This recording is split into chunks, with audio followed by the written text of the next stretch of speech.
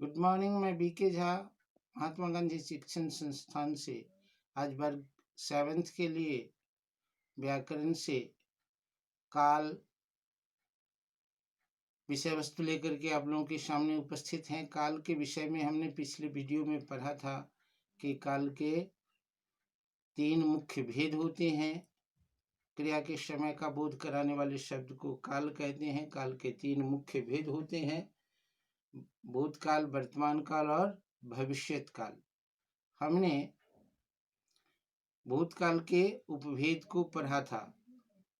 भूतकाल के उपभेद में हमने पढ़ा था एक सामान्य भूत, आसन्न भूत, पूर्ण भूत, अपूर्ण भूत,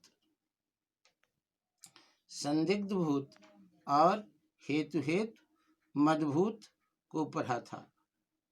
संदिग्ध भूत में क्रिया भूतकाल में होने पर संदेह रहता है। भूतकाल में होने पर संदेह रहता है, अनुमान लगाया जाता है कि क्रिया शायद हुआ होगा। तो जब इस तरह के बोध हो तो हम उसे संदिग्ध भूत कहते हैं। और हेतु मदभूत में हमने आपको बताया था कि कारण का एक क्रिया के उत्पन्न होने में दूसरा क्रिया कारण का काम करता है। तो भूतकाल के उपभेद को हमने पढ़ लिया था। आज हम वर्तमान काल के उपभेद को पढ़ेंगे। वर्तमान काल में सामान्य वर्तमान, तत्कालिक वर्तमान, पूर्ण वर्तमान, संदिग्ध वर्तमान और संभाव्य वर्तमान होता है। सामान्य वर्तमान काल में हम यह जानते हैं कि अभी इस समय में क्रिया हो रही है, उसे हम सामान्य वर्तमान कहते हैं। और तत्कालिक वर्तमान में क्रिया वर्तमान काल में शुरू होता है लेकिन उसके समापन का ज्ञान नहीं होता। उसके ऐसे जो वर्तमान काल होते हैं उन्हें हम तत्कालिक वर्तमान काल कहते हैं। जैसे पत्र भेजा जा रहा है, यह तत्कालिक वर्तमान काल है। पूर्ण वर्तमान काल में यह ज्ञात होता है कि क्रिया वर्तमान काल में शुरू होकर के अभी अभी संपन्न हो रहा है, तो हम उसे कहेंगे पूर्ण वर्तमान काल, जैसे वह आया है। संदिग्ध वर्तमान काल में वही क्रिया के होने पर संदेह रहता है, जिसे हम कहते हैं संदिग्ध वर्तमान।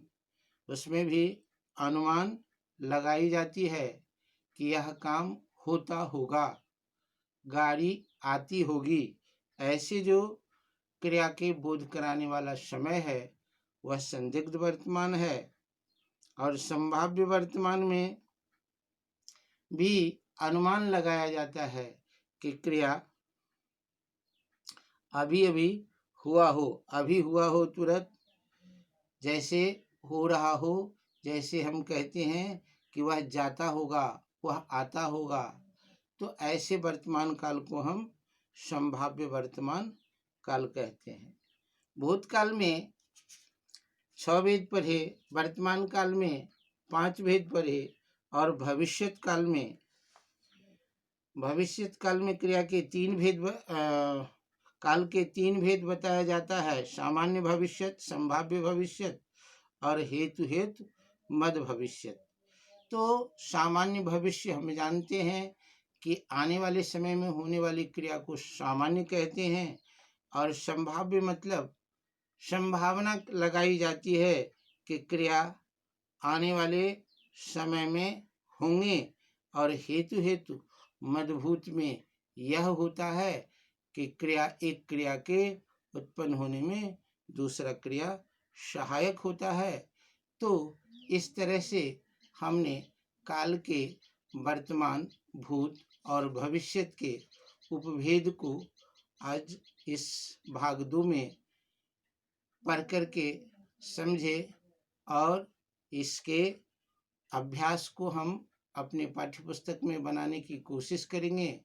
और बना करके इसमें उत्पन्न होने वाले कोई भी समस्या के लिए आप पुनः अपने इस चैनल के माध्यम से संपर्क में आ सकते हैं।